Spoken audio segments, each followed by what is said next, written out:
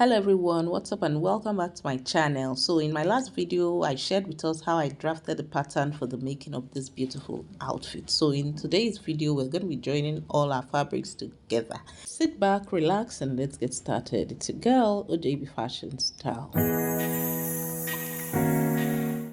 So for this, I have my lining piece, my actual fabric already cut out, both for the front and the back as well. So we're going to start working on the front portion of our dress. Okay, so I'll go ahead now to remove the pattern paper and separate the lining from the actual fabric.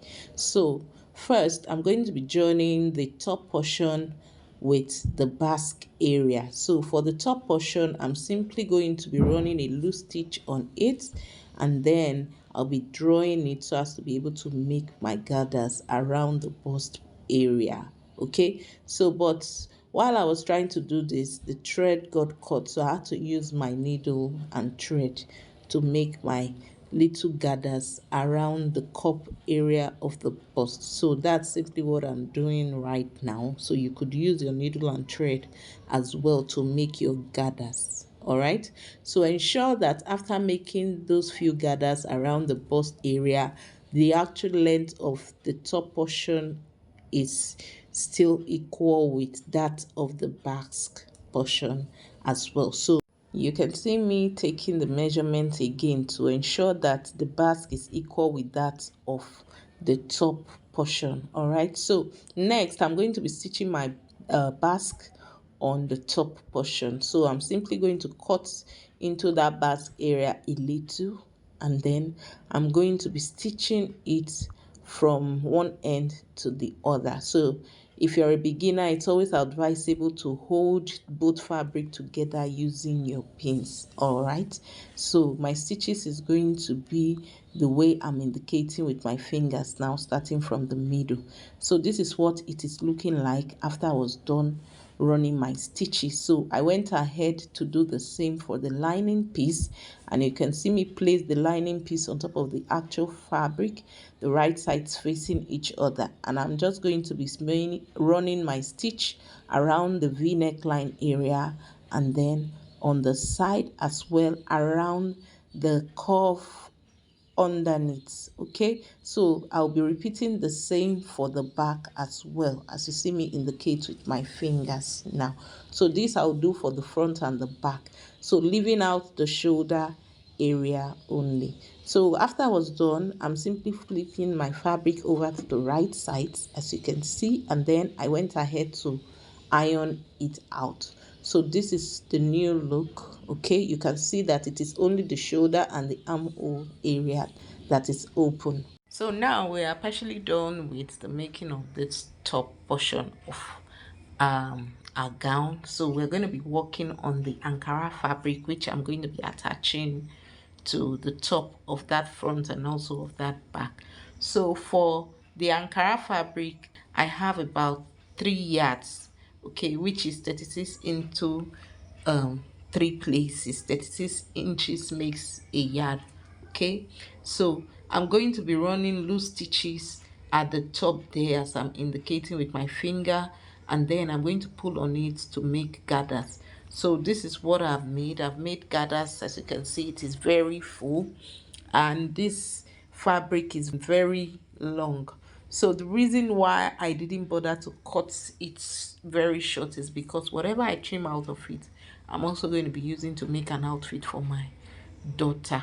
So you can see the way I'm placing the top on it. I'm going to be holding it using my pin. So ensure that while attaching the Ankara to this Mikado silk, it is properly arranged so that this curve pattern would actually show.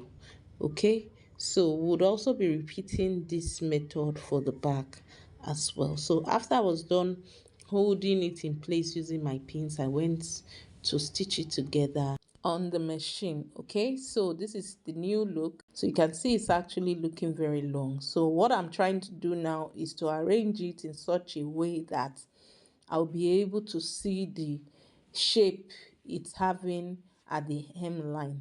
So you can see that because of the curve at the waist, the hemline is actually being affected. So it created that same curve shape now at the hem line. So I'm going to be measuring now from the lowest point there, so as to be able to get the full length of what I want the Ankara fabric to be.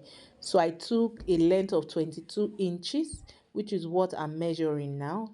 So I'll go ahead now to cut it out. Okay, so that will be the full length. Okay, so after working on the front, I also did the same for the back. Remember, the back fabric is in two separate pieces. So what I've simply done now is to join them together at the zipper area using my pins, as you're seeing now. So it's temporary. I'll be removing it later, okay, or stitching on some parts and then leaving the zipper area. So I'll go ahead now to join both the back fabric and the front fabric together.